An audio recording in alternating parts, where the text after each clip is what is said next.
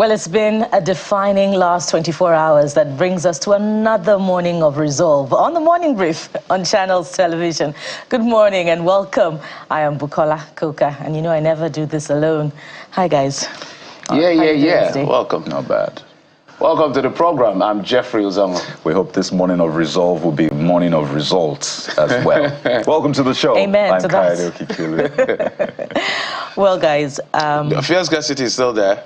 Yes, it's still there, but there have been some, moves towards appeasement of those who want to protest. Speaking of the signing of the minimum wage bill into law, it's now an act, and unlike in the past, every 3 years there'll be room for resolve. And then there's also been clarity about the deployment of trucks of bags of rice to all the states of the Federation, about specifically that they'll be sold at hugely discounted rates. Yeah. So if you were the protesters this morning, Take It Back movement, Jeffrey Mykatee, what would be your move or your response towards government's action? Well, that's a good hypothetical question. And I think it's important for them to come out to speak regarding that. As I was saying yesterday, I think Nigerians have been protesting. And I think a lot of Nigerians are still protesting and will protest wherever you are, either you're in the market, at the filling station, whether you're staring at your shelf and you're seeing like the supplies are depleting, you're wondering where will the meal for the next few days come from, or more importantly, how will I afford those things. So Nigerians have been protesting, but this looks like it's going to be a much bigger one, and they say they're going to do it according to the law. So we'll wait to see if everything that government is throwing at this protest or potential protest will work, almost throwing the sink at it at this point, just to appease, the prospective protesters. But the bright spot for me, guys, yesterday was the D-Tigresses. It was a good one to see and something to hold on to. When you're looking around, like there has to be something just to give me that glimmer of hope. And we got it in faraway France. D-Tigress defeating Australia, the third best basketball nation, female basketball nation in the world. Come on, that was beautiful to see, guys. So at least that's something for me to hold on to and put it in the bag and just open it from time to time and say, okay, something to cheer about. Mykatee, just thank me. I'm representing D-Tigress this morning, and the ladies never fail to disappoint. So thank you, Mykatee. Where's your D-Tigress jersey? Jeffrey. I'm happy. Jeffrey, say thank you, Jeffrey. Thank you, so that I will not be quarreled. I'm happy with the D-Tigress. At least the ladies, the football, we haven't gotten anything. Africa hasn't been doing too well with the football area. Zambia lost after leading. They were leading 5-4 and they lost 6-5. Ouch. It was almost like handball for the people. At the end of the day, we're so excited about some of the results we're seeing with the D-Tigers. We hope they can go all the way and give us a very good medal. But also to piggyback on some of the things you guys have said, which is minimum wage. I haven't seen a copy of this amended one, but I know the president of the Senate had mentioned that house helps and all of that. According to the last one, those categories are not included. Not covered. Part-time jobs are not included. There are some certain exemptions, including you must have at least 25 persons working for you. Whether that has been amended, I don't know. Someone will see a full copy of the amended bill, will be able to define it. But I think it's a good thing for labor. As you said, guys, the government is doing all they can to make sure this protest doesn't hold. I'm even seeing security people. I was going home yesterday, I saw some, I've not seen these guys before. Where are they coming from? Trying to check cars and all of that. But as I said, it's a dilemma for the government between allowing people to exercise their fundamental rights as enshrined in Section 40 of the Constitution, as against the concern about maybe turning south. And again, we saw something yesterday that was really funny in my view, which is people protesting that people should not protest. I don't think I've ever seen that before. I think it's even an infringement of people's rights to say they should not protest by you protesting. What we usually see is there's a pro and against. You cannot say somebody should not protest. So this is a pre. There's no such thing. Yes, you can. So for instance, if people say, what we usually see before is if you say end bad governance, which is the theme for this one. Somebody will say governance is good protest, and then end bad governance protest. I thought you were going to say continue bad governance protest. No, you can't say that because you're going to be doing pro something. If some people are protesting against the protest, then it will be continue bad governance protests. Well, I don't want to infer what they mean, right. but I'm staying with the Constitution. Nobody has a right to say nobody should protest. It's unconstitutional. 37, 38, 39, 40, 41 are all right. 39 has to talk about freedom of expression. 40 has talked about freedom of assembly and association. 41 talked about freedom of movement. But in section 45, if any of these things goes out, it will invalidate all the sections I've mentioned, which is the concern of the government. So nobody has a right to tell anybody not to protest, not even the government, if they don't have credible information to stop the people, which they are saying they have information. So I've never seen no protest. And you know, Jeffrey, some lawyers would argue that there's nowhere in sections 39, 40, 41 that says that people must secure permits before they protest. The people that protested yesterday, did they secure any permits? Very good question. Very good question. And that's a question we must, put through to the FCT minister, who was seeking a letter, before he could grant permission. And even payment for a venue. Those, yeah, well, payment for a venue. About that, we don't know. Well, before they could protest, and we could go back to ask the key members of this administration who were players in the vanguard of the 2012 protest against the removal of fuel subsidy, so we could ask them why they would not want freedom of expression, freedom of assembly, freedom of movement for those who are genuinely protesting. And if there are those who are, fifth columnists, opposition party members who just want to cause instability, and indeed government agencies have information to that effect, they can provide it at this time and go after them, arrest them, and you remove them from the situation and allow those who want to genuinely protest to protest.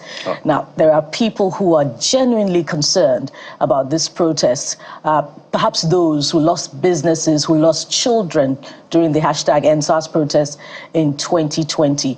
Of course, those people are the ones also who have concerns about this protest and may not want to see this protest. But must Nigerians proceed in fear amid all of these issues that we're grappling with? That's another big question this morning that we'll attempt to answer. But it's scary to see that the IGP has ordered the CPs, DIGs to actually protect the protesters. I think that is good thinking. I like some of the optics from part of the government. Like I will always commend the Minister of Information. He's maintained a position which is appeal, calm, understanding. I don't want to call the other ones. You guys know them. Bukola, what do we have? Quite a lot this morning, Jeffrey, starting with the directive by the federal government to the NNPCL to sell crude to Dangote refineries and others in Naira. And there appears, as a result of that, a resolution in sight to the dispute between Dangote refinery and the regulators of the oil sector. So what happens? Will this ease the strain on Nigeria's forex liquidity as projected by the federal government following this directive? We'll have that discussion this morning. And of course, that's anticipated in 2 days' time. There will be that, whether or not the protest, the people are saying they are going ahead to protest. So government is in a bit of a dilemma how to manage people's rights as against their responsibility as government to ensure there is peace and stability and order. So we'll be looking at that delicate balance of this leadership to see how they can strike in between to say, okay, you can protest or you cannot protest, or security concerns. We'll look at all of that today on the program. And amid the uncertainty surrounding the planned nationwide strike, we bring you a young Nigerian artist who has found space for national reawakening, deploying his musical gift as a force for national unity and development.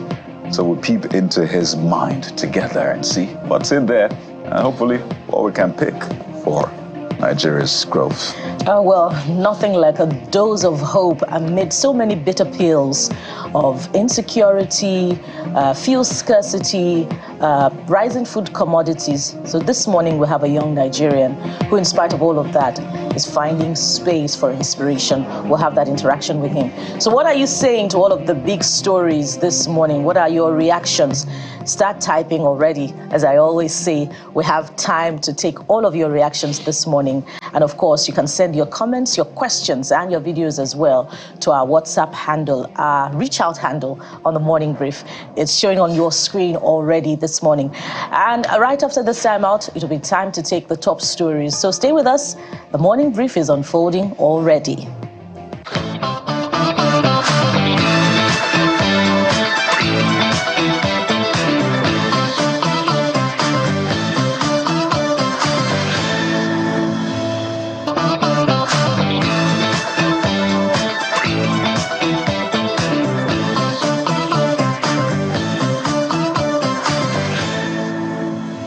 Welcome back, and we're starting with what appears cheery news as the Nigeria National Petroleum Corporation Limited, NNPCL, has been directed to, with immediate effect, commence the sale of crude oil to Dangote Refinery and other local refineries in Naira. This directive, which was approved by the Federal Executive Council meeting, was disclosed by the Special Advisor to the President on Revenue, Mr. Zaccheaus Adedeji.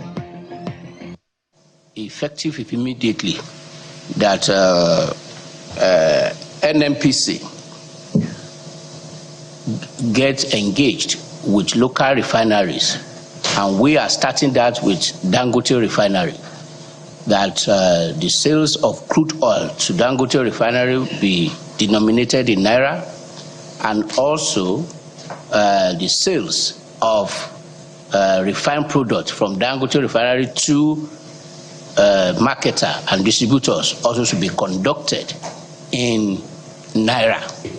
You may be aware that we spend roughly 30 to 40% of our foreign exchange today on importation of PMS that we consume. And in monetary term, monthly, we spend roughly $660 million in this exercise. And if you annualize that, that one will give us $7.92 billion pressure that we have. With this approval today through FEC, led by Mr. President, this has reduced by minimum of 90%. As a pilot, the Council has approved that a settlement bank, which in this instance is Afri-Exim, should be the lead arranger. That will be the settlement bank, at least today, between NNPC and Dangote Refinery. Speaking there, Chairman of the Federal Inland Revenue Service, Mr. Zaccheaus Adedeji. In the meantime, the National Assembly has applauded the signing of the bill into law of the minimum wage. Speaking after the signing ceremony at the State House, the President of the Senate and the Majority Leader of the House hailed President Bola Tinubu, describing it as a great day for Nigerian workers. This is minimum. This is not maximum. Any employer that has a capacity can pay as much as you want, but no Nigerian worker will offer services and be paid anything less than 70,000 from today. That is the implication of this act. It applies all over the nation. And we're excited that this is happening at a time like this through President Bola Tinubu, a man who cares for the Nigerian workers. In addition to signing the Northeast Development Commission Act, the Northwest Development Commission Act, the Southeast Development Commission Act, this has never happened in Nigeria. So I think this movement from 30 to 70 and reducing the negotiation years is clear demonstration of a commitment to redirect, refocus, and reposition Nigeria for greatness. I think we commend. The Minister of Information and National Orientation, Mr. Mohammed Idris, believes that there is no need for the planned nationwide protest, maintaining that most of the demands of the protesters are being addressed. The minister stated this while addressing State House correspondents after the Federal Executive Council meeting in Abuja. Mr. Idris revealed that the council meeting deliberated on the protest and concluded that the issues are already being addressed.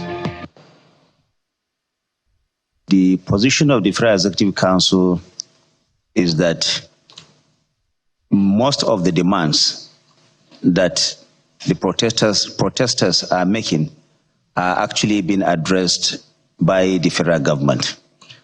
And therefore, it is the view of government that there is really no need for the protest again. Indeed, the president is already protesting on their behalf by doing those things that they want government to do. For example, the effort that government is making in ensuring that food is being made available. There is also rice that is being sold at about 50% of its cost. Centers have been created so that those who need this rice can go there and buy this rice at 40,000 naira. In the first instance, about 10 trucks are being made available to each of these states.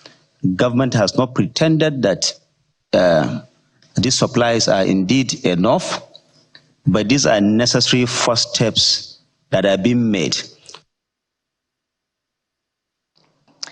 Now, former governorship aspirant of the People's Democratic Party, PDP in Ogun State, Mr. Segun Shoumi, is asking the government of President Bola Tinubu not to stop the youths from staging a protest, as it is within their rights as citizens to do so.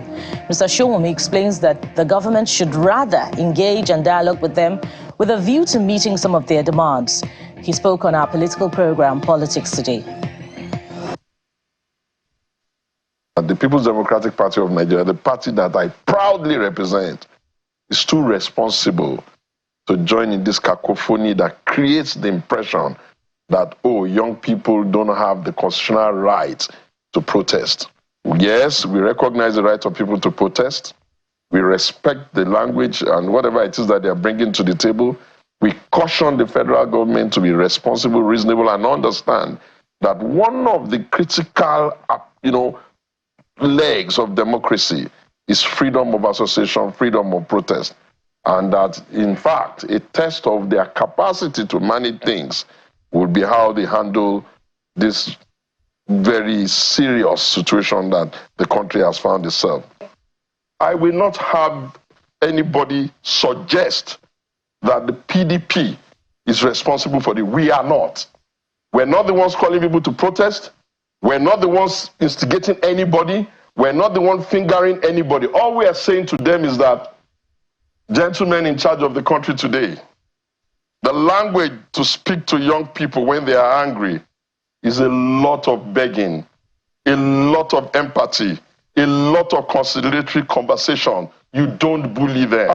You manage the conversations by listening to what they're saying, coming up transparently to answer some of these queries. If they want a reduction in the price, do they not have a right to demand that? If they want, you meet them halfway. And if they say, no, they are faceless people that are engaging them, then exactly who are you planning for? So I think that, yes, the nation must be careful of fifth columnists. I hold that very sacrosanct, and also international conspirators who may want to destabilize our country. But then again, if they knew what they were doing in that villa, you would have to ask them, what do they think is the responsibility of the Nigerian Intelligence Agency? And still on the planned protest, the Inspector General of Police, Mr. Kayode Egbetokun, has invited human rights lawyer Ebun Olu Adegboruwa to a meeting in Abuja. The IGP's invitation follows Adegboruwa's letter to the police boss to provide police protection for protesters. The IGP, in his response letter dated July the 29th, 2024, directed senior police officers to attend to the request of the senior lawyer. Egbetokun's response was signed by his principal staff officer, CP Johnson Adinola. The protest against economic hardship, which is gaining traction on social media, has been scheduled to be held across all states of the Federation, as well as the nation's capital in August. Prices of goods and basic commodities have gone through the roof in the last months as Nigerians battle one of the country's worst inflation rates and economic crisis sparked by the government's twin policies of petrol subsidy removal and unification of the exchange rate. Now, the Minister of the Federal Capital Territory, Mr. Nyesom Wike, says Nigerian youth should shun the planned nationwide protest to avoid anarchy. He stated this during a town hall with youth groups, traditional rulers, religious leaders, and other stakeholders in Buari Area Council. Mr. Wike says President Tinubu is doing all possible best to alleviate the suffering of Nigerians. I don't want anybody to go out on the road. Will you go out on the road? Are you joining them for the protest? Are you joining them for the protest? So you want us to talk? You want us to talk? We must talk. Away from the planned nationwide protest now, gunmen have killed 4 policemen and a POS operator in Irete community along Onitsha Road in Owerri, the Imo State capital. Reports say the gunmen attacked the policemen who were on stop-and-search duty in the area. The Imo State Police Public Relations Officer Henry Okoye confirmed the incident to Channels Television. According to him, the police have launched a manhunt for the gunmen with a view to bringing them to book. And now to other stories. The Nigeria Airspace Management Agency, NAMA, has suspended the 800% increase in navigational service charges and fees paid by airlines, which was announced last week. This was disclosed in a statement signed by the Public Affairs and Consumer Protection Director of NAMA, Mr. Abdullahi Musa. The suspension of the hike in navigation charge follows a directive from the Minister of Aviation and Aerospace Development, Mr. Festus Keyamo, who emphasized the need for further consultation before implementing any changes, highlighting the importance of being sensitive to the plight of Nigerians amid these economic challenges. Before now, the Airspace Agency planned to raise en route navigational charges from 2,000 and 6,000 naira to 18,000 and 54,000 naira per flight, just as it increased the extension of hours of service to airlines from 50,000 to 450,000 naira to enable it to recover the cost of diesel and other logistics during the period of extension. And outside our shores, thousands of Venezuelans have marched on the presidential palace in Caracas to protest against President Nicolas Maduro's claim of victory in the country's disputed election. Others posted pictures of the crowds on social media with captions including "Knock down the dictator" and "Everyone to Miraflores," where the palace is located. An armed military convoy has been sighted traveling to the presidential palace with soldiers in balaclavas standing on the back of the cars carrying large rifles. Tear gas was fired by police as protests erupted in the Venezuelan capital the day after Mr. Maduro claimed that he had won. The opposition has disputed Mr. Maduro's declaration of victory as fraudulent, saying its candidate Edmundo Gonzalez won convincingly with 73.2% of the vote. Opinion polls ahead of the election suggested a clear victory for the challengers.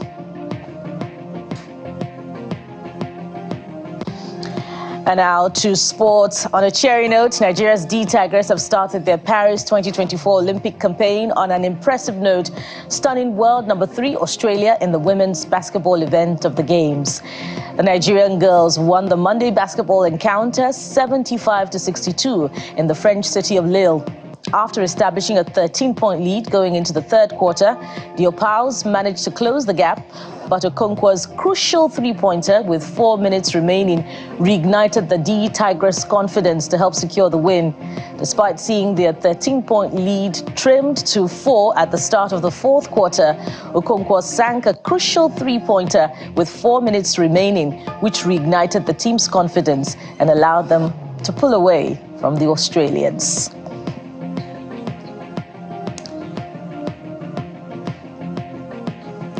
And what a heartwarming getaway it was for the D Tigers and indeed for the entire nation. But what are your thoughts to the other big stories, from the minimum wage bill now signed into law to the letter by the Inspector General of Police inviting the Senior Advocate of Nigeria and counsel to the Take It Back movement, and of course the directive to senior police officers to provide protection for the protesters? We're standing by to review your thoughts on the show now as Kadi joins me for some of what you're saying. Oh yes, let's walk through it, shall we? Let's start with, well, the big one. A lot of people woke up to their lines being barred across some network operators. But guess what, Bukola? And I know that you felt this as well. But it looks like NCC has reversed that ban or the barring of lines. You know, there's something they call right thing at the wrong time. And I think that was what this was for a lot of people, because we're on the verge of a potential protest. And then this happens, just like pouring petrol into fire. So there you go. The NCC has ordered immediate reactivation of all blocked lines. Can I confirm if that has indeed worked? I'm glad to report that my line has been unblocked and I didn't have to visit my service provider. It's curious because one of the reasons adduced was NIN linkage SIM issues. Yeah. But the first person talking this morning, Kadi, you have it? Chris Ejiofor has the first one. Says the government has put a call immediately because this can fuel the protest even more if not taken care of immediately. And John Benga says, I'm tired of our communication system in this country. What I seem to understand is that after linking my 2 lines with my name, they still went to block it. Why now? Because I have linked the 2 numbers over and over again. So is anybody paying for the inconvenience if indeed you actually linked your SIM and then it was barred? Unduly. So all the reparations, those are conversations we also need to have as well. Shegun Goke is next, saying they better do not increase the anger of Nigerians. We're still facing hunger issues. So come on there, it was a tricky one. Yeah, hunger and anger, they're not very good combinations. Let's go to the next talking point. This time, it's about fuel price increase as fuel depots run dry. And the first talking point is from ST Collins, who says, enter Lagos Road this morning, everywhere dry like dry. Everywhere dry like dry. I spent over 2 hours to get fuel this morning. So this is, the next user puts up an angle that is quite interesting. Whether or not this is sarcasm, we'll find out. It says, it's even cheap compared to other countries. They should make it 3,500 naira per litre and diesel 6,500 naira per litre. So you can sense the sarcasm, I imagine. Now this is costly sarcasm. Oh, it is a very costly one. Costly this one. is where you tell when the user says the president is doing perfectly well in Nigeria, one of the best governments he or she has ever seen. We get the sarcasm. And I think it's important for those in government, those in authority, to listen at the right time. Do not wait for the anger to build up. Then we'll start doing fire brigade approach, trying to quell all of the tension. Listen at the right time, ensure things are done fast, and we won't have situations like this in our hands. As we manage time, on to the next talking point. Say no to protests. Protesters beam with smiles as they stage a peaceful protest in Lagos Island. You should see those images, yeah, by the way. indeed. There you go. Yeah, there you have it. Say no, hashtag, say no to protest, hashtag. So there's a hashtag in front and the back. And then this is another one. You have different banners said to be representing various states of the Federation. Essentially, these people saying no to protest. So that's a pre-protest. Okay, we'll see how that impacts on what will happen on August the 1st. But this first person reacting is Sulaiman Tajuddin, who says, saying no to protest by protesting, and he smiles with the emoji. This is really funny. Their demand should have been maybe no to violent protest. You really can't effectively stop people from protesting one way or the other. You can, however, attempt to effectively guide against violent protests. One day we'll talk about the economy behind rallies. You know, there's an economy really, and we've heard politicians talk about how they mobilize. And maybe a value chain. Yeah, a value chain, right? And is it taxable or not? Because obviously money is changing hands. Take a look at what Emperor Caesar, that I am _ Victor Robert says. So let me understand this. This user says, you can stage protest to say no to protest, but you can't protest for hardship and bad governance. This user is asking, what is really going on? But this user goes on to say, I'm not supporting any protest, but this say no to protest isn't the right way to stop people from protesting. Too much stop and protest in one.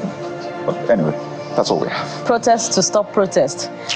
Interesting. This next one is on President Bola Tinubu's directive to NNPCL to sell crude oil to Dangote refinery and other local refiners in Naira.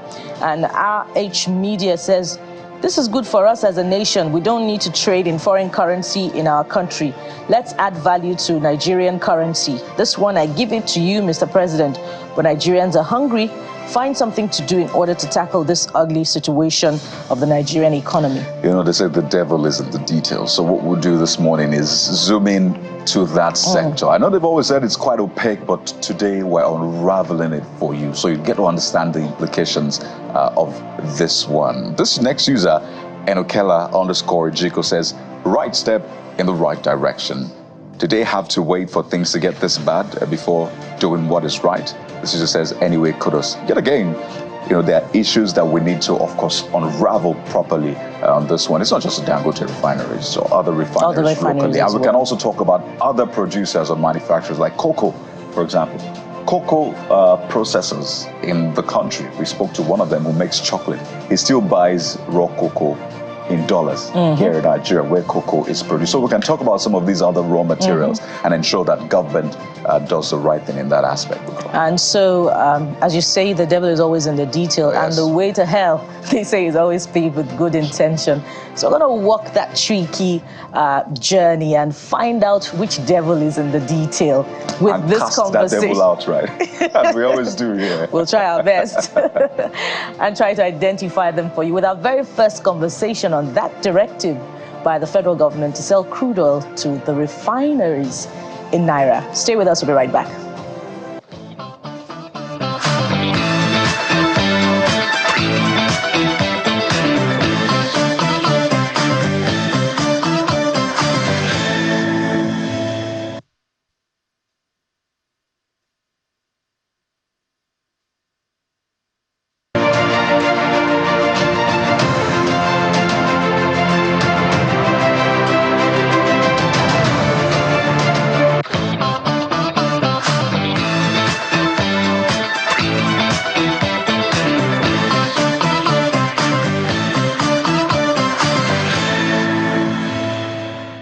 Welcome back. Our first conversation has to do with the directive by the president that crude oil should be sold to Dangote refinery and others in Naira. It's a major move, which is why we brought in the experts to help us make sense of what this means to the sector. We've been joined in the program right here in our Lagos studio by Mr. Martin Novo. He's an energy expert. Mr. Novo, thank you so much for coming on the program. Thank you very much. So, you're allowed to break as many tables as possible because the NNPCL, there are so many questions to ask when it comes to that. But let's look at the entire sector, beginning with what the president has done.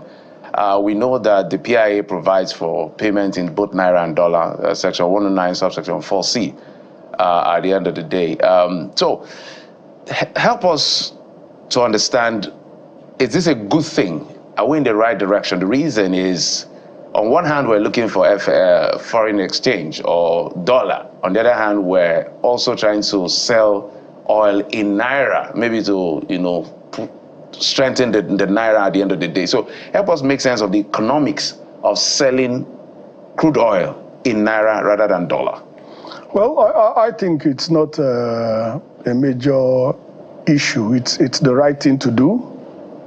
It's a local transaction. National currency is Naira. It's a Nigerian product. You're selling in Nigeria. The right thing is Naira. It shouldn't be a major decision. This should be routine. The right thing should be Naira because the crude oil is local, produced here. The refinery is local, produced here. So this should not be an issue. But why is it an issue? Because there is uncertainty about the Naira and the convertibility of the Naira. And you're also going to deepen that uncertainty if you don't sell in Naira. And that means repressing your own currency, which represents your economy. So it doesn't make any sense not selling in Naira. If you're selling to a refinery in Belgium, excellent, you're selling foreign. But if you're selling to a refinery in Nigeria, you should sell in dollars. But all this fear arises because of the fluctuations of exchange rates. But you just find a means to manage that. It shouldn't be a major decision. Is this a unique model? Is this what's obtainable in other climes? Oh, yes, and this is what the law says. Why have we been doing it the way we've been doing it at the end of the day? Well, this is like new. Okay. That's the fact. It's like new because previously it was government to government. NNPC owns the crude, NNPC owns the refineries. Now, this is owned by Dangote Group. So it's no longer government to government because government owns NNPC, government owns NNPC. NNPC owns crude, NNPC owns refineries. So it's between me and myself. But this is a different entity now. The Dangote Group owns the refinery, so it's no longer an NNPC refinery, where NNPC takes its own crude, refines, and sells at whatever. Does NNPC refine crude in Nigeria? NNPC has 4 refineries. If they are not working, it's a different thing. Yeah, because that's the next question I wanted to ask. No, if they're not working, it's a different thing. And we cannot, and we should not be surprised they're not working, because we cannot do the wrong things and get the right answers. So the crude that we are here are allegedly allocated to NNPCL at discounted prices, maybe by 25%, selling it at, say, $60 as against the open market prices. That crude, what happens to it? And if it's sold by a third party, the differentials, who takes it? No, I think you're making a mistake. Okay. I think you're making a mistake. That's why I say alleged. NNPC is a government entity. Okay. That's number one. So it's owned by you and I. We own it, you own it. Maybe you don't know you own it. I do. Even if it has been privatized. I know. Well, it's not privatized yet. Right now, the NNPC Limited has 2 owners. Federal Ministry of Finance and Federal Ministry of Petroleum. Incorporated. We own those ones. Forget who incorporated and owned by who? Owned by you and I. Whether you incorporate it, you don't incorporate it. When it was not incorporated, just to separate it from the ministry. Exactly. To know that's it. Yeah. He's right. That's why you incorporate it, so that it doesn't get mixed up with. But it's still owned by us. That's the fact. And that's why you see that it is still controlled by us. Who controls Federal Ministry? Yeah. Government. So it's the same thing. It's very cosmetic. The reality is that we own it. It's a public entity. We own Federal Ministry. So whether you remove Federal Ministry and put presidency, whoever you put, we own it, because we own all those entities. So when NPC has crude, don't forget, typically in a PSC, production sharing contract, you share the oil into 4 different quantities. Mm-hmm. Cost oil, which goes to the company that is, yes. So cost oil, royalty oil, profit oil, and tax oil. Those are the 4 components in a PSC. So in this case, government takes royalty oil, government takes tax oil in a PSC, not in a JV, because those are different I understand. regimes. Now, the company takes its cost oil and takes its profit oil. So who takes, when you say government takes, it's NNPC that takes, because it's NNPC that's the partner. So NNPC takes this oil, sells it, and gets foreign exchange. That's the revenue for NNPC. In this case, if NNPC refineries were working, NNPC takes its own crude, refines, and sells products. But now you have a separate entity that's not owned by government, which is the Dangote Group. So you have to work out the transaction details, and that's why I say it's new. And it was convenient to say we sell in dollars. It was convenient, but it's not patriotic. So this is not a PSC, it's not a JV. This sale now between NNPCL and Dangote. Yes, so it's just a completely different entity. And NNPC, when it was selling to Port Harcourt Refinery, for example, it was selling to itself.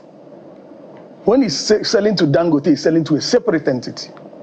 So, and what it is used to is selling in the international market for dollar revenue. So my colleagues are going to call me. So help us clear the question I asked. Yes. I know you answered it, but you just mentioned it now. NNPC selling to itself. Yes.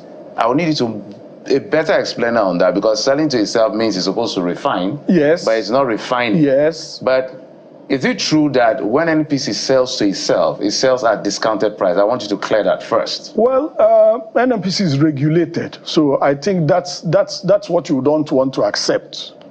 NNPC is owned by us. We control it. It's our product. You can't tell me how much quantity of my yam I should eat. No, I'm asking a fact-based question. Okay. So if you don't have facts, it's okay. Okay. I am asking again. Okay. When NNPC sells to itself, there is an international market price. Did you listen to your grammar? When you sell to yourself. No, hold on. That's what I'm saying. Yeah.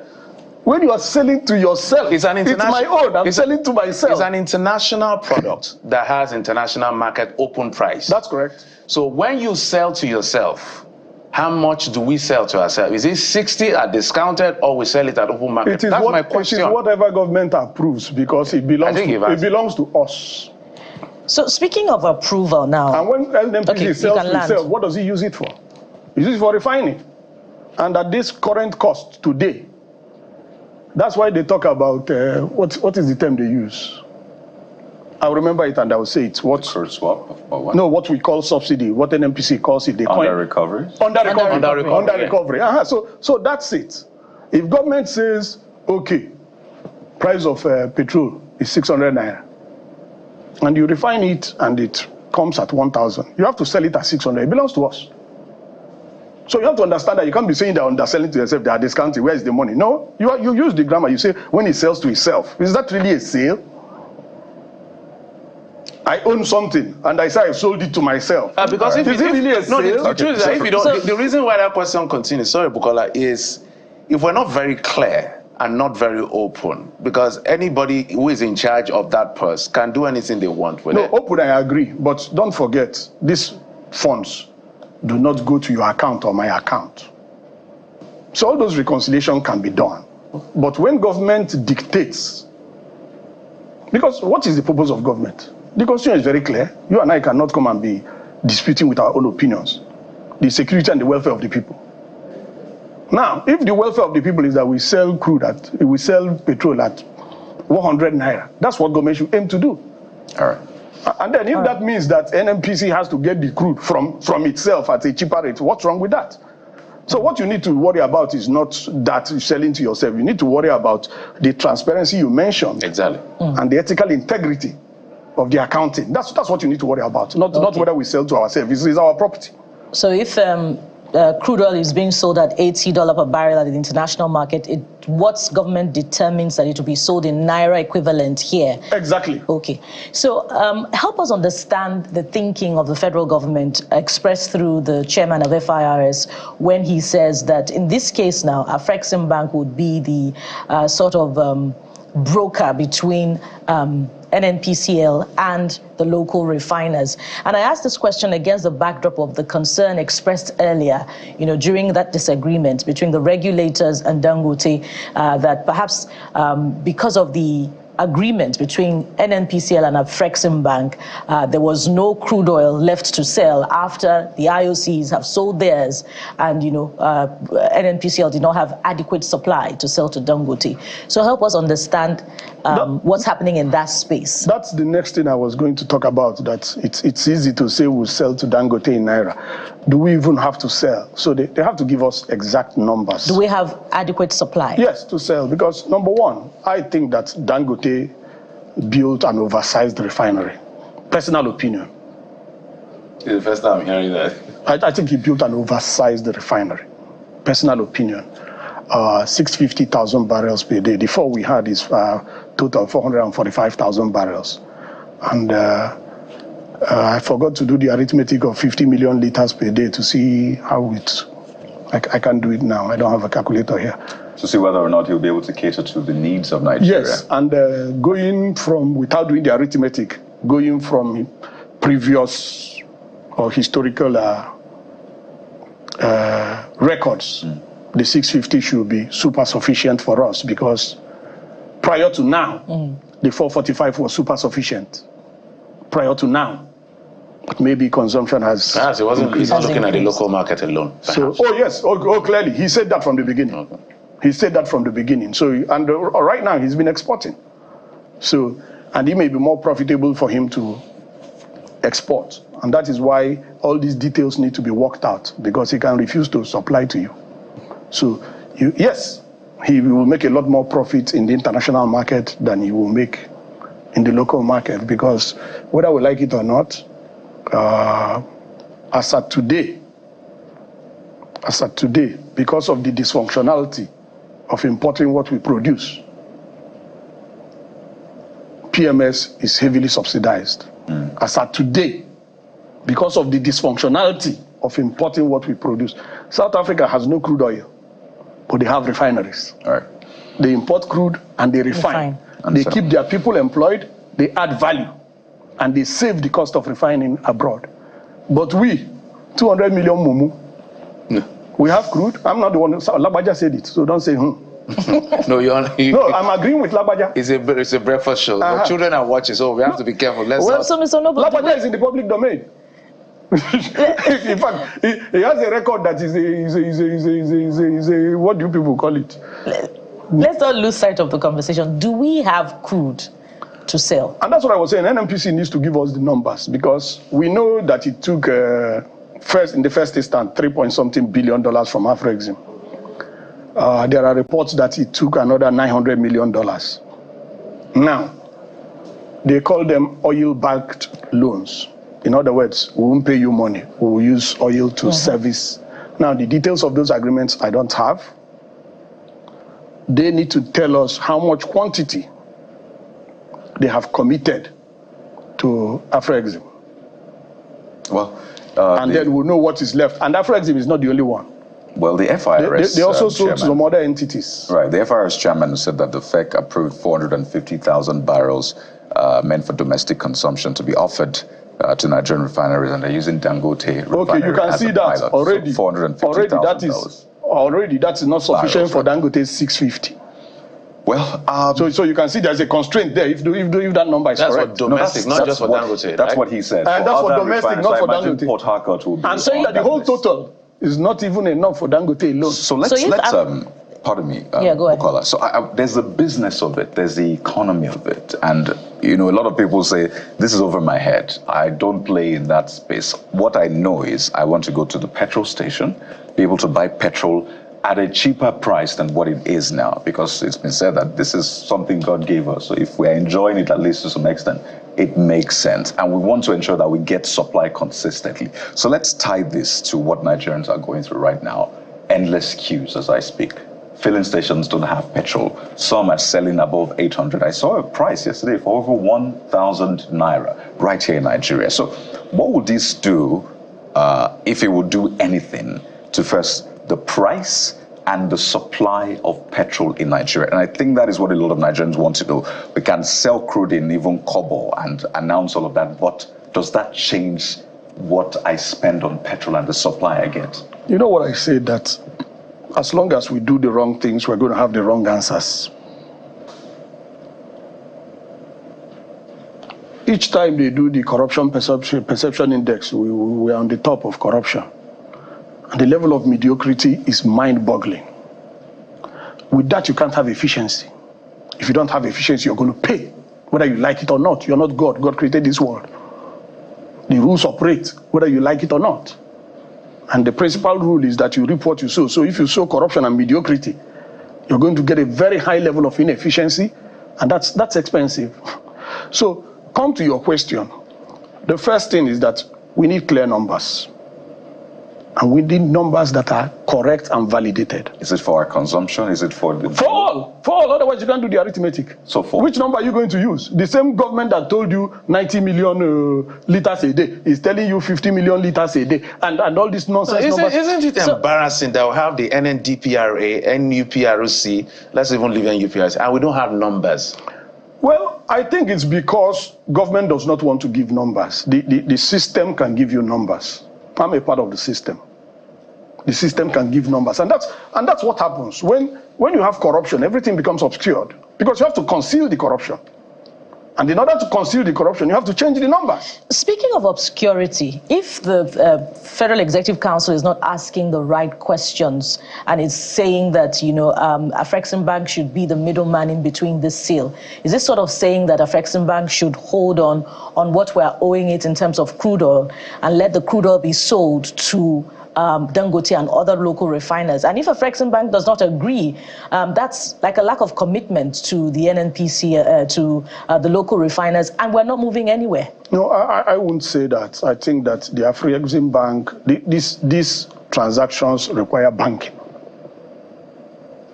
So I think the Afrexim Bank, they called it, I think, lead arranger. So it's supposed to arrange all the banking, because these are banking transactions. invoice payments. These are banking transactions. That's the way I see it. I'm not a part of the. I'm not even sure the agreement is in place because this approval has just been secured. So they're going to work out the agreement. But the way that I understand it is that Afrexim will oversee the banking transactions, payments, invoicing, all that. That's the way I see it. I'm not sure. I'm not the authority to talk on that. Government has to tell us those details. So when they are worked out, because I don't think they have been worked out yet. It's a new decision. Even though we don't have enough to sell. And that's what I wanted to address. Because if you manage our refineries right now are undergoing maintenance, assume we get them back. You have 445,000 barrels per day capacity. You add to 650. You're talking 1.1 million. Total production right now is like 1.4.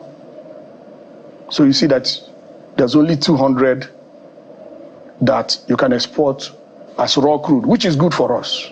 No, let's do the math again. Let's do the math again. 445,000. Yes. Is our local public domestic refining capacity. Right. 4 refineries, 400. But they say that 450,000 will be the one that they will sell. 445, 450 yeah, is the same exactly. thing. So we have plus 500,000 left. In fact, almost 1 million left. If we're looking at 1.4 million barrels per day. No, that's what I'm saying now. I'm saying total domestic refining capacity. Let's leave the small refineries. Yeah. Let's count public and Dangote. Public and Dangote are 650 plus 445. Okay. That's over 1 million. That's 1.1 million. No, they're not trying to cater to that need. They said it's 450 that they will give, so they will share it across board. So let's focus on what we have left. Hold on. Tomorrow you ask me why is Dangote still importing? Maybe they don't give up. Wait. Giving Wait. No, I know. If out of the 450 you give Dangote 300. Exactly. And he's able to get his capacity to import. He has to import. Of course. And then you see, it messes up the economics. Oh. Yes, now because the cost of importation is additional. But it's getting WTI, which is not as expensive, I imagine. Well, you can say it's getting WTI. When you get WTI, you will either get less PMS or you will have to crack. So that those are additional operational more costs. Costly. So that those are more additional costs. It's just like this sulfur they're talking about. If you have crude with high sulfur, then you have to do sulfur treating. So are you speaking as a petroleum engineer or as an economist? Because some will say you must speak as both. It's important. All of us are trained in engineering economics. Of course. So it's important to balance the act. As much as you want to cater to your domestic need, there's also the need to get forex, whether or not you like it. No, you need to the right way to get forex. Foreign exchange. The right way to get forex. The right way to get forex in this situation is to sell refined products. That's the right way. To sell refined products instead of selling crude. To who? Who are you buying from? In the West Coast here, there is a heavy demand. That's the point. So I'm coming. Are you selling to the people you're buying from? Who are you selling to? No. When you have a local you're buying from Belgium, Malta, UK, US. That's where you're buying from. Hold on. I'm saying that in the West Coast here, the West African coast, right, there is heavy demand. You have not even saturated this region, the West African coast. We can sell products in the West African coast. So what will make the country even richer if we were productive people and not a corrupt and mediocre and celebrating our mediocrity? In fact, we are very proud of our mediocrity and we advertise it. What will make the country richer is if we sell refined products instead of selling raw crude. That's a premium. And also that keeps your people employed. That also triggers the associated activities in the economy. The people who support refinery operations. So that's, you don't count only the employment of the refinery. The support organizations also get people. So let's assume that this is well-intentioned and it sails through. Will it impact significantly on domestic consumption needs and on pricing, which is a major concern of Nigerians? Oh, definitely now. Definitely. Why is this pricing very prohibitive? Because it is dysfunctional. You are importing. Please now, there's a cost to exporting crude. There's a cost to it.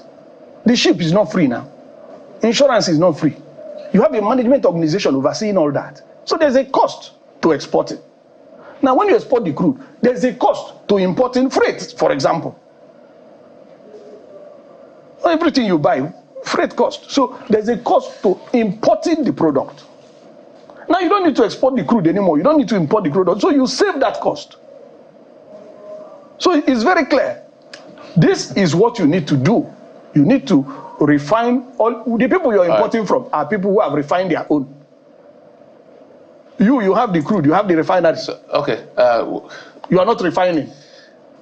Well, how do you call that? Well, that's as much you can take. It's an ongoing conversation. At the end of the day, I'm sure you're pushing for added value and all of that. Oh, that's what you need. Rather than just exporting crude. But there's a lot to talk about with the NNPCL and all of that. But let's see how this plays out eventually. Mr. Martin Onovo is an energy expert. Thank you so much, sir, for coming on the program. Thank you very much. Thank you so much. Thank you, sir. We'll go on a quick break. When we come back, it's time to look at other things in the polity, especially the planned nationwide protest. Join us again.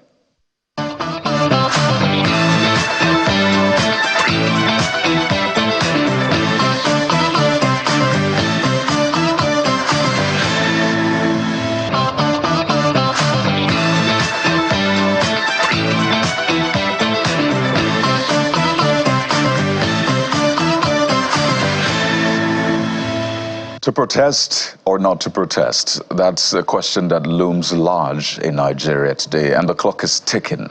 So it's a protest watch of sort.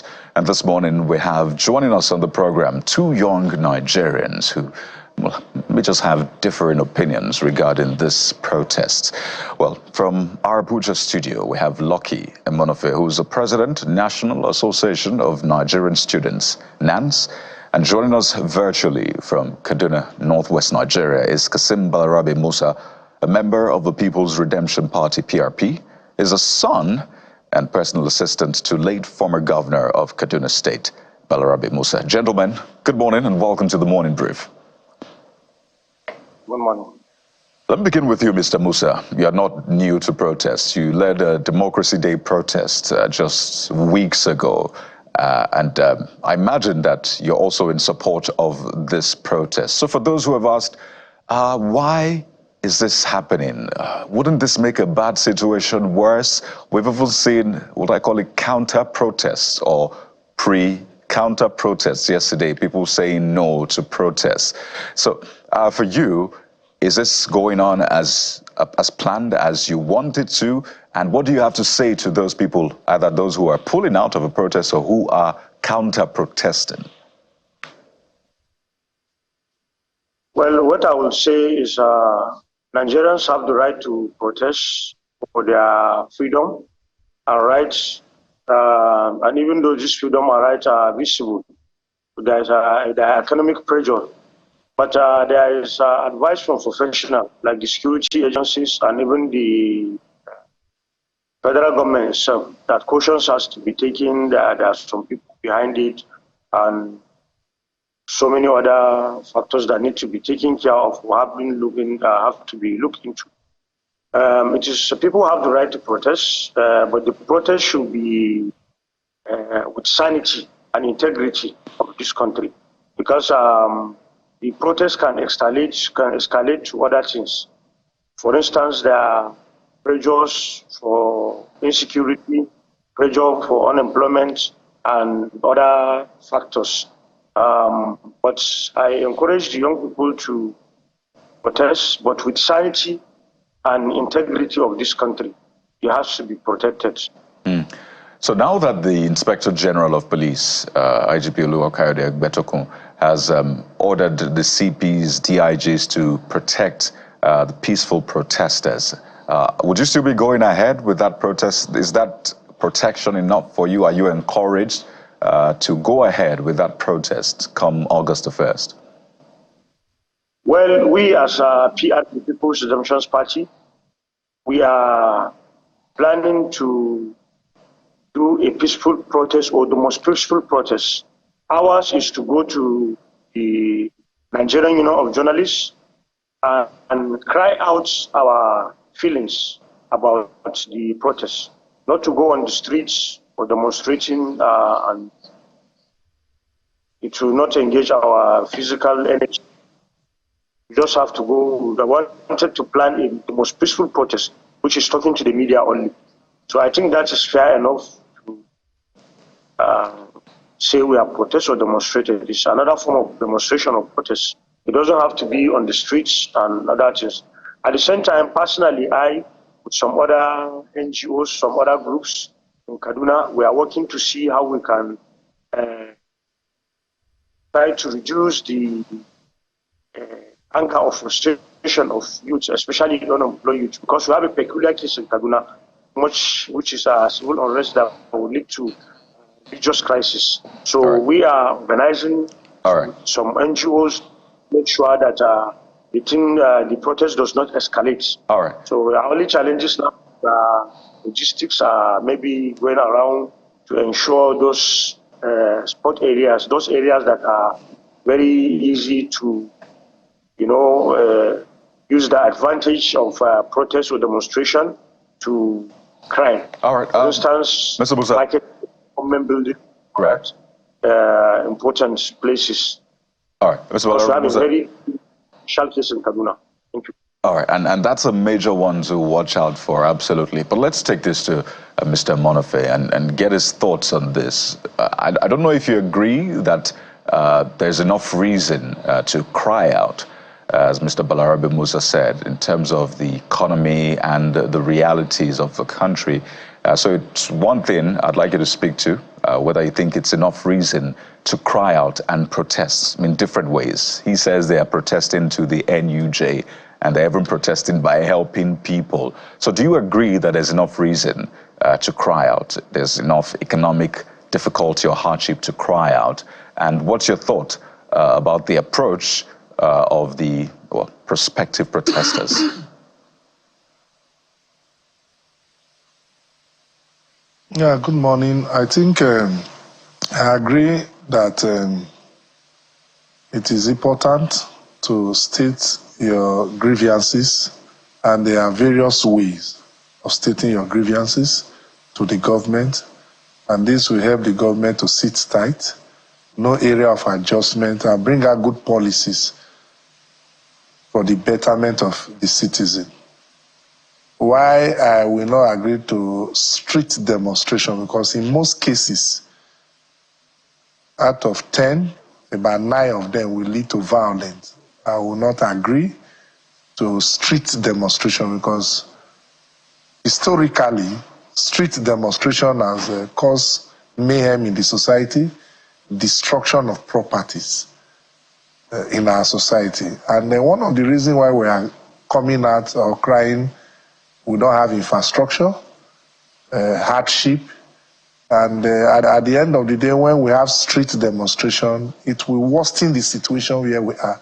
So there are various ways. I agree that you can cry out to the government, tell them what you want, for them to sit tight and have good governance, and let the citizen have the dividends of democracy. I agree with that opinion, of course.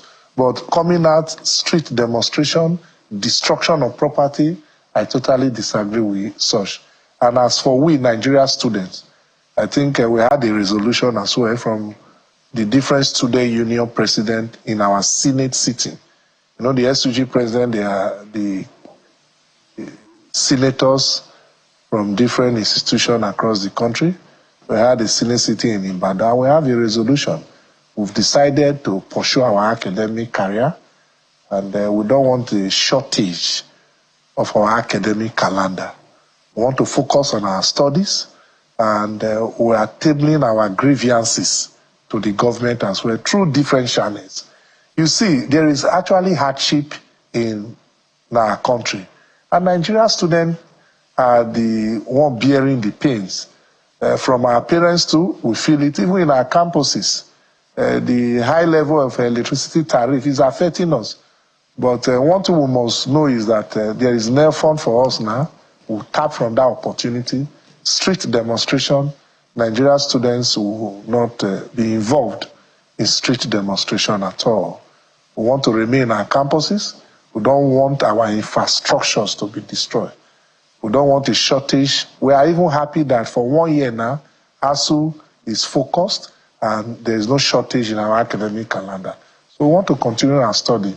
Why those who are aggrieved, they can express their grievances in a more civilized manner than demonstration.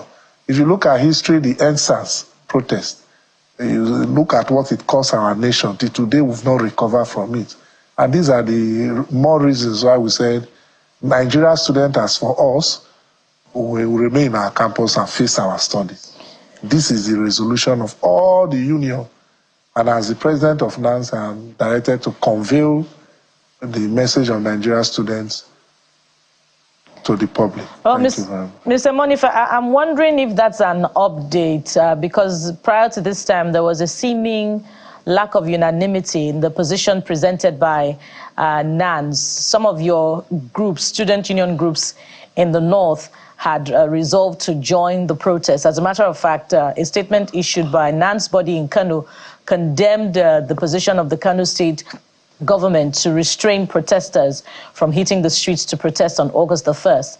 And besides these concerns about stability in the academic calendar that you talk about, isn't your reason to not protest born really out of your enjoying the benevolence of government through the student union, the NEL fund, the student loan for federal tertiary institutions to benefit from? The truth is that we know that in this upcoming protest, August 1st, the politicians want to use this opportunity to achieve political gain. We've discovered that. And as students, we don't want to involve ourselves in that situation.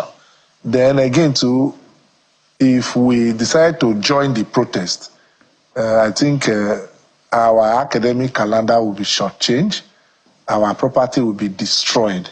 And I don't think, look at what is happening in Kenya today now. Even the man that started the thing is regretting it as we speak. So what we are saying in essence is that we believed that nobody should use Nigeria students to attain any political reasons. We believe that the NEL fund is for us and is benefiting us, and our students should apply for the loan. Those who can have access to education is free. You can apply. Then you go to your school. Then, of course, we're advocating that government should, at least as a matter of urgency, to fix this electricity. We are engaging with the government. And I think they are giving us listening ear. They are trying to do solar system to our schools, making our institution autonomous. These are our major primary concern. And as for those who want to take it for personal reasons, Nigerian students are not involved. We want to face our study, and that is, before any other thing, our studies are very important to us. And this is our resolution to continue in our study. We want government to improve infrastructure in our institutions. Most of our schools are shutting down, like University of Benin, because of lack of electricity, and the government is trying to bring in solar to it. And we equally want, because of the fact that Nigerian students are not protesting, that does not mean we are okay with where we are. No. We want a situation whereby our institution, they cannot face this band A, they have included them into. They should remove them from band A. Mr. Monife, just one more thing. Because the electricity tariff is high and we can't face it. So we are engaging the government. And we believe that we can achieve our aims and objectives through dialogue. So just one more thing, Mr. Monife. Through discussion. Pardon me. Like the NEL fund we have today, we didn't protest before we get it. Yeah, NANS has the high level of funding we have from third fund, we didn't protest before we get it. Yeah. So we believe that we can achieve our aims through dialogue, through negotiation. But we are calling on the government to sit tight. Yeah, taking all of that is taking. Just one more thing. We are not happy with the situation. Prior to this time, NANS has been known for different Aluta struggles in the past. So outside the NEL fund, if you didn't get NEL fund, would NANS be part of this agitation? If we didn't get NEL fund, I think we equally study the situation critically. And like what I said before, I said these protests, they are political undertone to it. That's why we don't want to get ourselves involved. Then secondly, too, we equally believed that in every 10 protests, 9 of it must come out with violence and destruction of public properties. destruction of national assets. And as Nigerian students and future leaders of this great country, we don't want to be part and parcel of it. Apart from NEFON, there are other interventions, and we believe that there are initiatives we can engage. Because even after the protest, we will still come down to a round table to discuss. We will come down to a round table to discuss. Why don't we discuss, engage the government? This is our advocacy. The government came in for 1 year now, and I think 1 year, we elected the government for 4 years. We can still wait, give time, and scale the government very well. Then, of course, there are different means of, like what the Redemption Party guy said. He said they are doing their own in different manner, not going to the streets to demonstrate. So NANS is known for a critical struggle, and we don't want to involve ourselves with political issues. If Nigerian students want to go to drive home their demands, we will organize ourselves. There are ways we will do it. We don't want people to hijack all right, Mr. Amanofe, we are even setting up a committee in our campuses to monitor politicians who will infiltrate our campuses to come and mobilize Nigerian students for chaos. Mr. Amanofe, if I may button, I will compile those names. NANS is a formidable movement. We will rise against such people and such individuals in our country. All right. Let's take it back to Mr. Musa. Mr. Musa, maybe first I would like you to respond to some of the things that Mr. Amanofe has said. Because besides the tag of end bad governance, there's also the tag of hunger protests, which is the food inflation and the inflation numbers are not friendly. But I want you to respond to some of the things that Mr. Amanofe has said.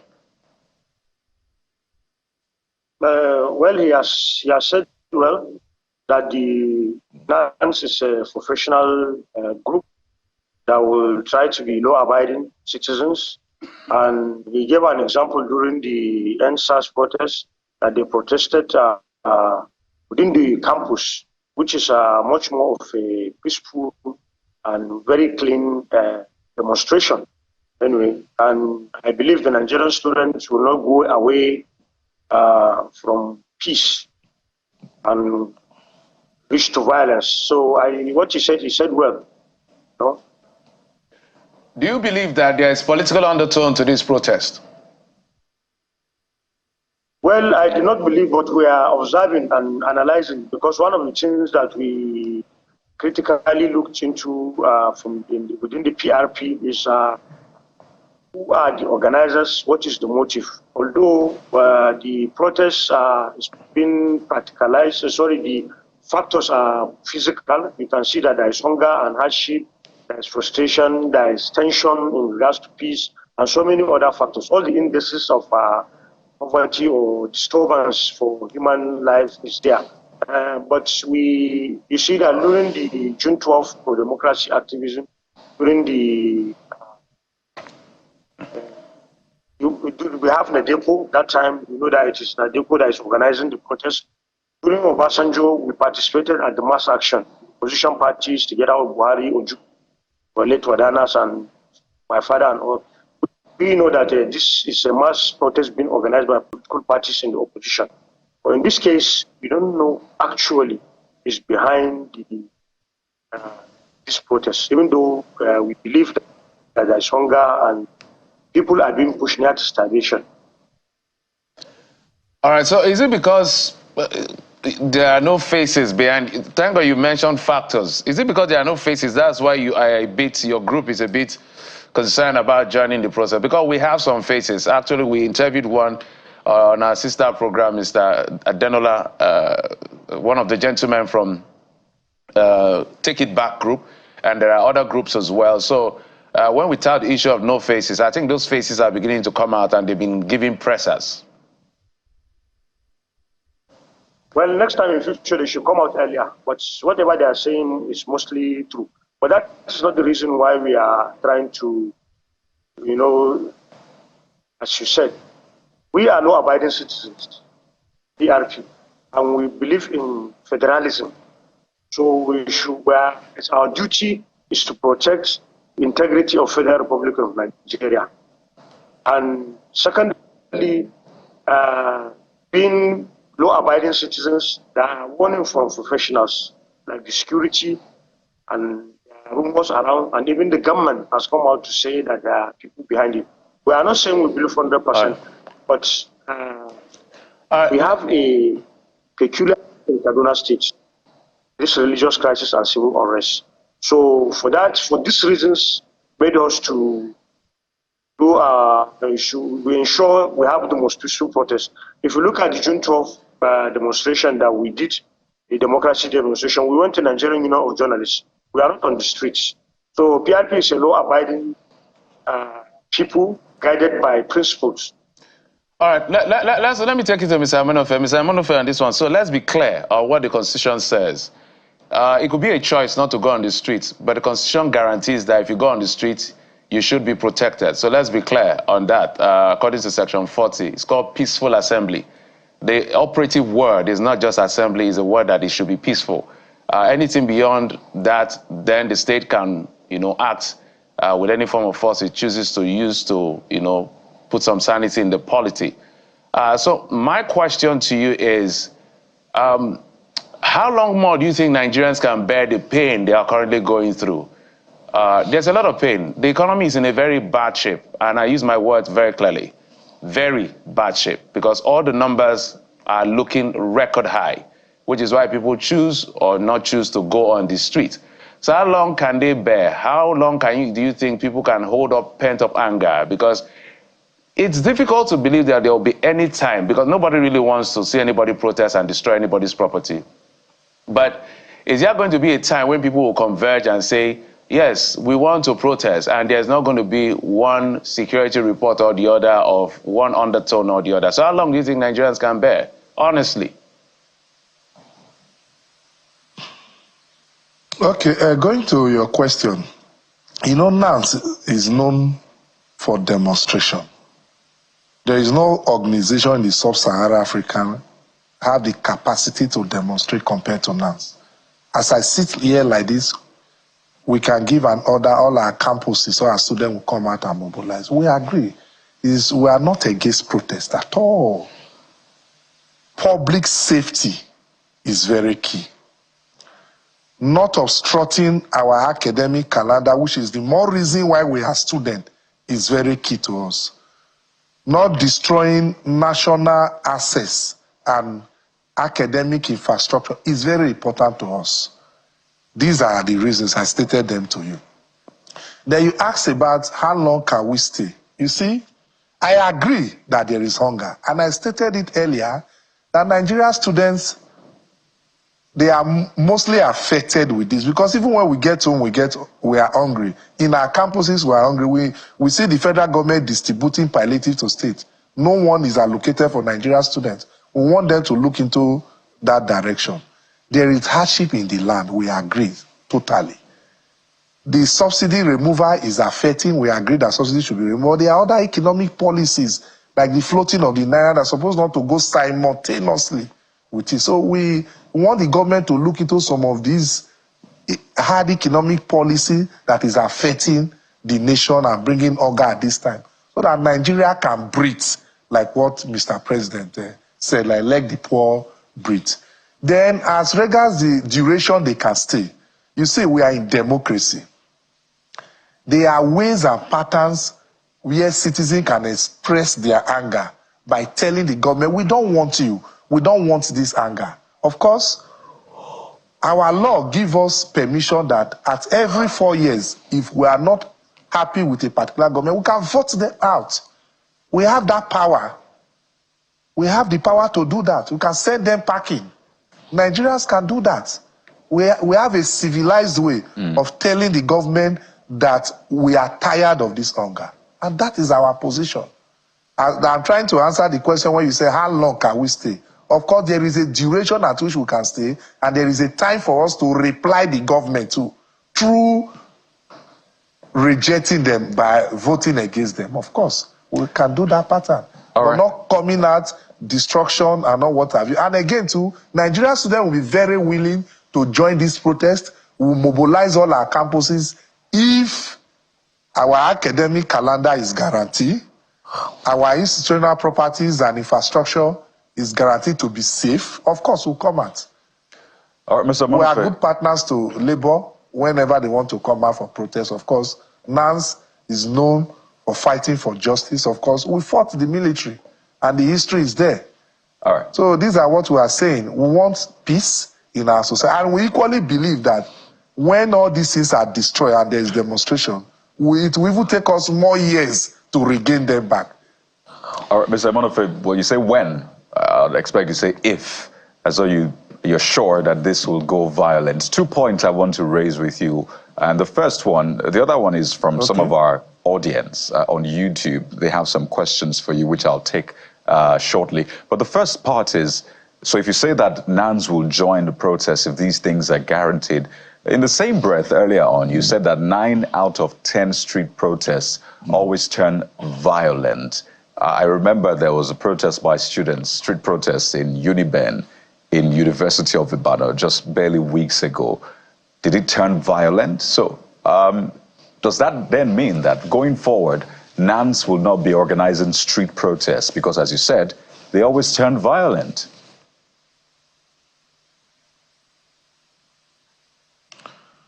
If we are organizing our protest and is well coordinated, you know, in every genuine intentions of genuine people want to drive home their points and their aims and objectives, you will have people want to infiltrate it and cause mayhem in the society. So we are wary of that. In our protest, if we want to get involved, we organized it. We have a way of doing our own thing, and people don't come in to cause trouble with it. And we plan it very well. That's what I want to say. We plan it very well. We coordinate it. The leaders will come out. But remember, this protest we're talking about is not just specifically to NANS, or we have a demand in our institution only. It's a national protest. So if a particular institution is demonstrating for lack of electricity, we'll coordinate it very well, and we do it very well so that our property will not get destroyed. Right. And you remember, even the when organizers have also said that they're planning when they will ask the student to pay the money back for restoration. And I think that is taken, that's a valid point. But the organizers have also said, well, that they're planning this appropriately. That's why they want to use the Eagle Square and the rest. But the second part of this question is what some of our viewers on YouTube are asking. And I want to just speak frontally to it. These things have come up time and again.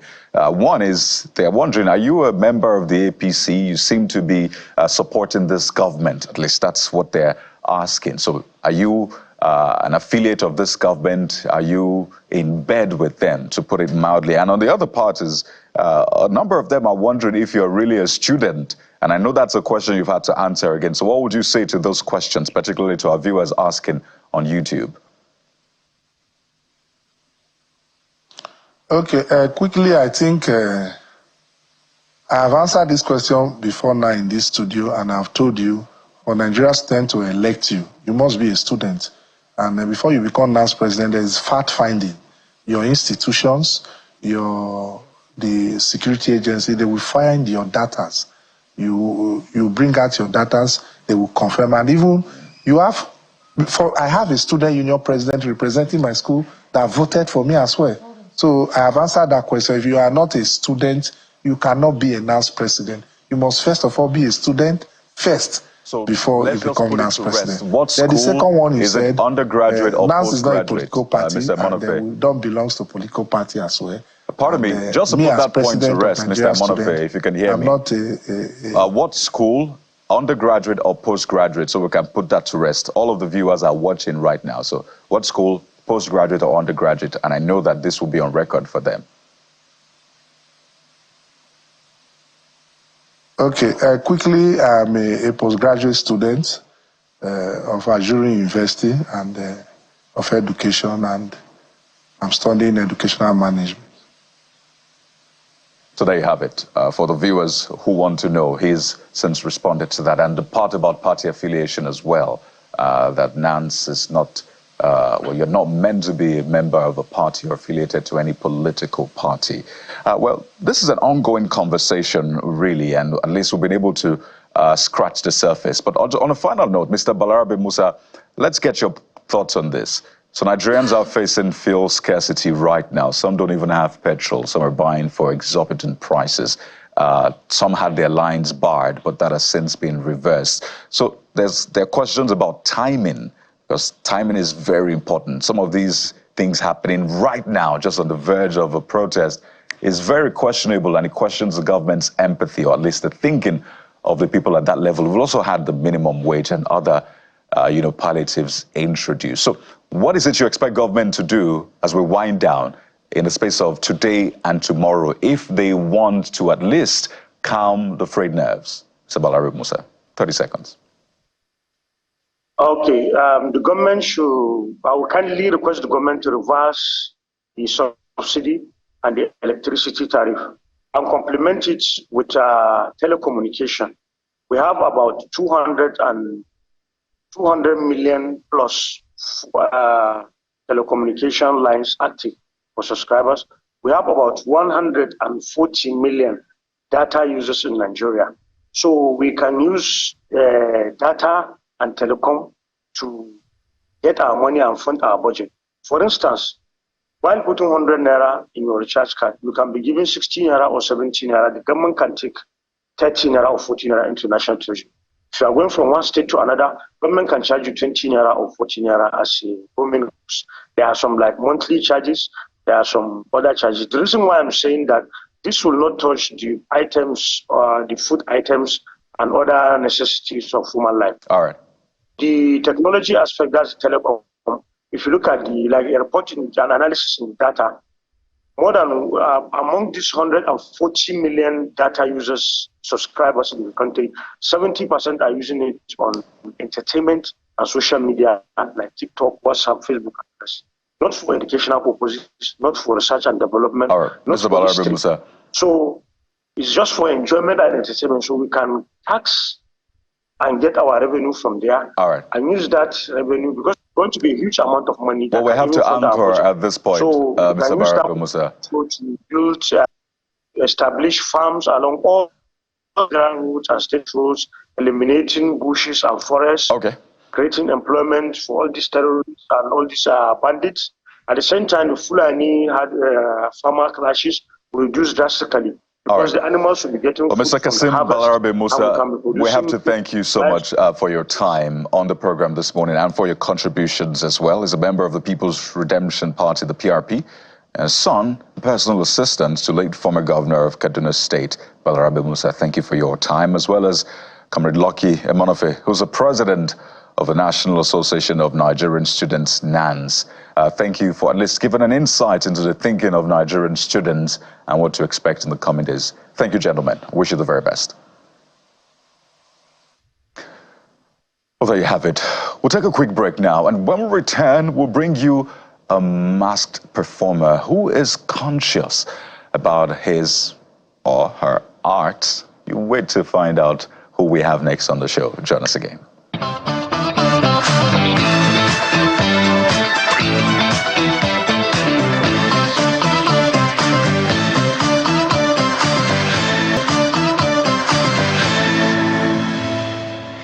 Welcome back. So besides its therapeutic and, of course, healing quality, music is also a universal language. And there are greats like Bob Marley and Fela Anikulapo that Nigerians and the world will never forget.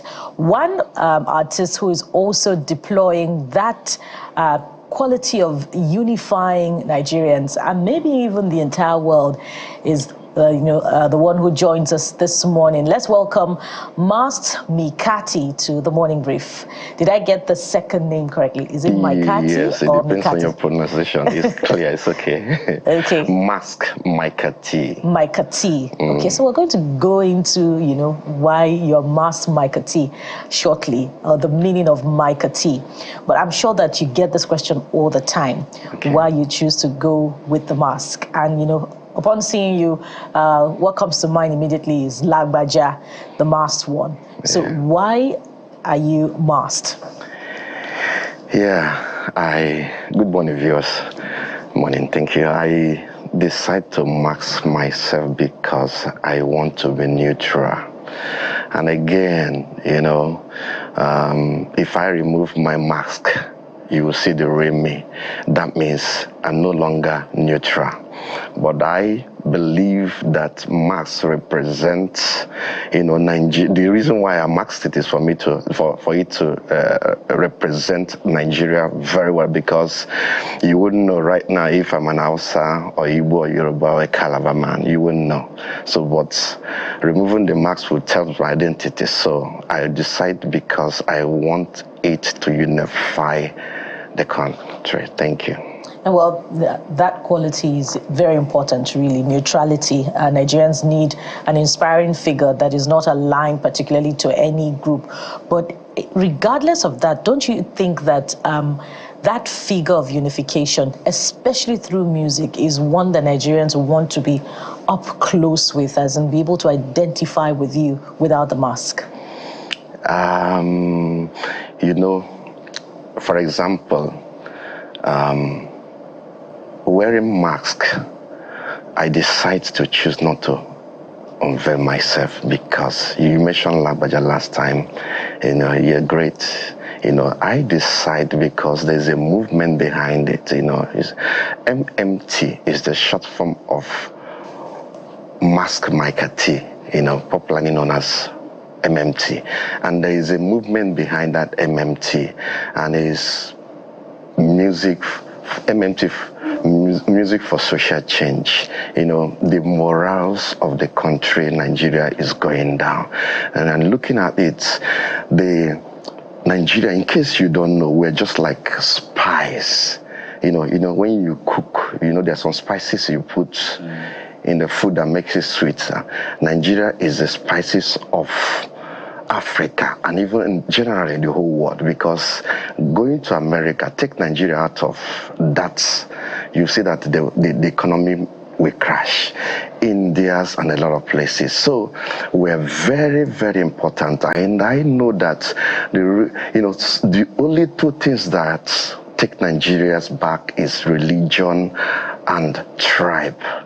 So because of that, for example, you see fine girls, fine men, driving fine cars, and they eat, some beverages and throw it outside, and that does not show a good portrait to the country. So because of that, we decide there will be a movement. In fact, I was not even the one that came up with the movement, because the team looks at the first track I did, second track with this, and they say, no, this is good for social movement. And again, the other things I do tells more, because there are a lot of also activities I do to help the youth.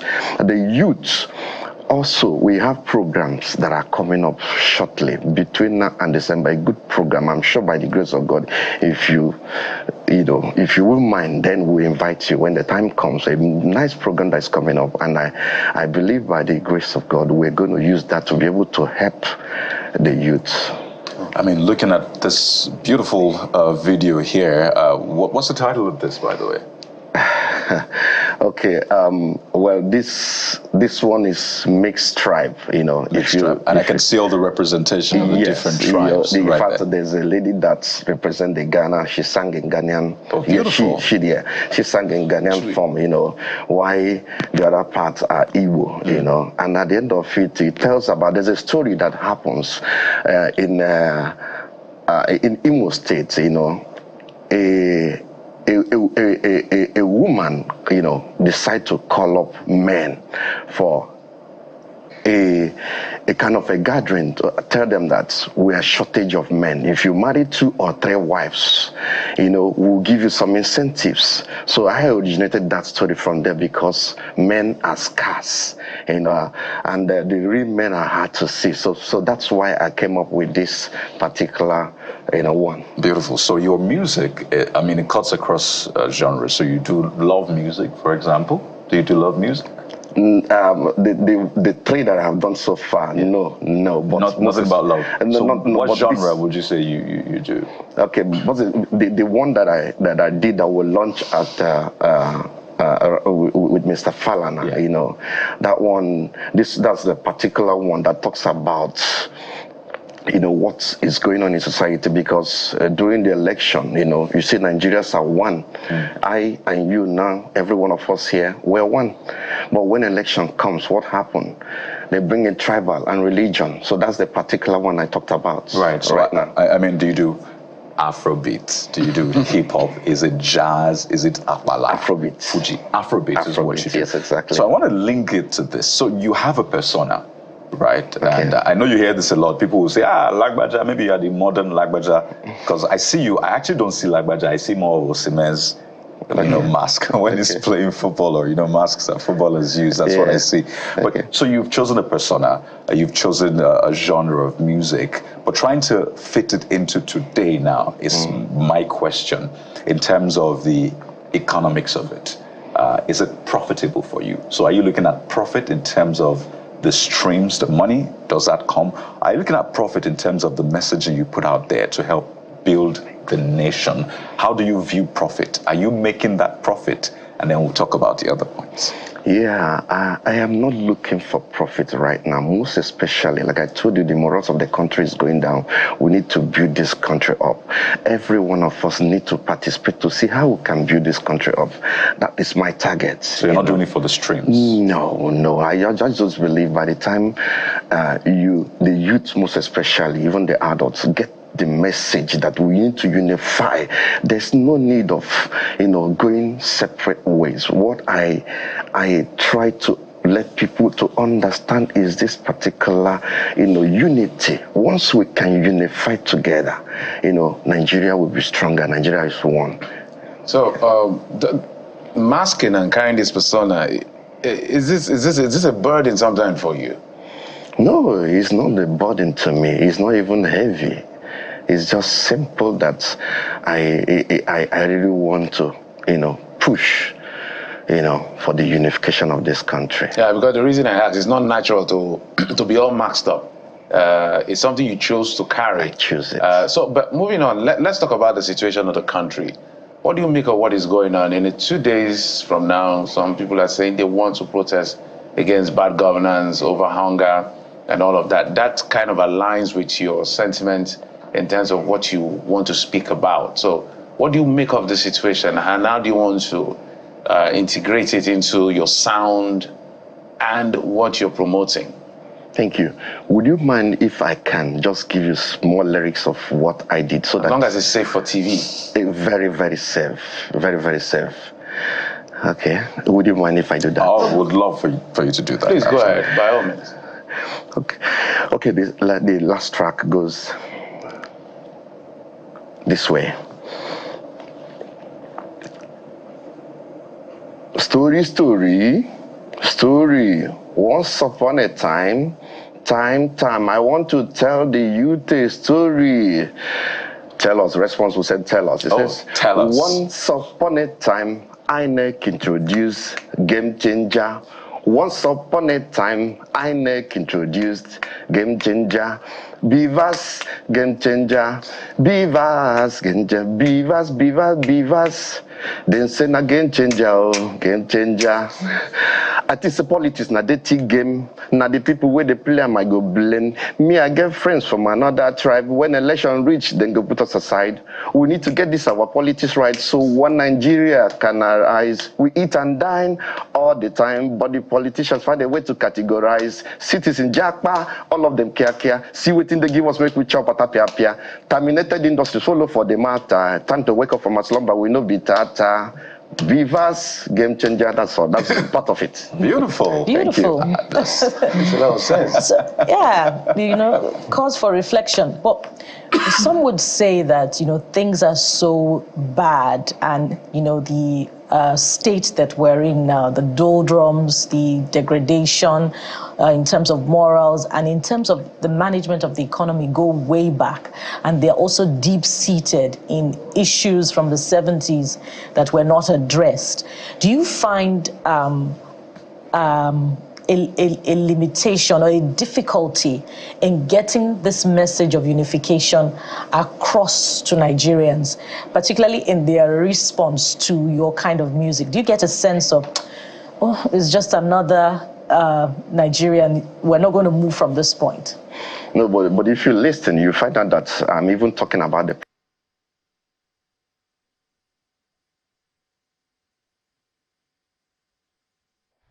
going into violence never helps. I have never seen where it helps. All I could just advise is let's protest peacefully. You know, the Constitution is there. You know, is the civic rights. But there's some things that the youth are also saying that it's not right. I will want the government also to pay attention to it because they elected you. Because on your own you can't just take that post without the citizens elect you. So I urge the government also to listen to them and dialogue with them also. Thank you. I guess that's another way of asking you if you see Nigeria one day, the Nigeria of your dreams. You could describe your vision really, but if you see Nigeria one day being united and achieving that ideal developmental template that we're all pushing for. Yeah, then I will come in and sing another one that unifies us better. Would you remove your mask at that point? Since there probably is no need for that. No, there's still that need for me to protect my, I wouldn't want anybody to get to know. And I think the curiosity, and I'm seeing comments from our viewers, we're quite curious about who you are. Obviously, you're choosing not to show who you are, but maybe the story behind who you are as well. For example, when did you start wearing this mask? You're not a young person. Maybe you are young at heart, but you're not a Gen Z, obviously. So is this something you've done all your life or something you picked up some years ago? Obviously, you're going to do this forever, as you say, or until the end. So speak to us about the story behind the person, when you started, how it was received by people around you, how they're currently receiving it now. I mean, I've walked past you in a supermarket and didn't know. So speak to us about those things. Okay. By my speaking, would you say I'm not a Gen Z? That's why I said maybe you're a Gen Z by heart. So let's just leave it at that. Well, like I said, I just want to be neutral. I would not want a situation where you get to see this tribe. So, this guy is from this tribe. That's why he's saying this. No, if a Fulani man is my brother, Igbo man is my brother, an Hausa man is my brother, and a Yoruba man is my brother, my sisters. So, for Christ's sake, I want a situation where I walk past. You wouldn't even know that, hey, he's the guy that did that. You wouldn't know. And I think that's the point you're trying to make. But were you born like this? Let me ask in another. Were you born like this, or you started wearing it 10 years ago, 5 years ago? No, just 5 years ago, I decided to choose to wear this 5 years to ago. be different, yes. But if you had been on social media prior to that time, some people are going to dig up your photos and reveal you. Are you wary of that? Well, it will be difficult right now because I try to protect myself. You're not on social media, are you? I am. But of recent. Okay, let's talk about some of the future projects you're looking at. I know you'd mentioned it in passing. This looks like a long haul for you. So so 2 questions in one, if you don't mind. Future projects.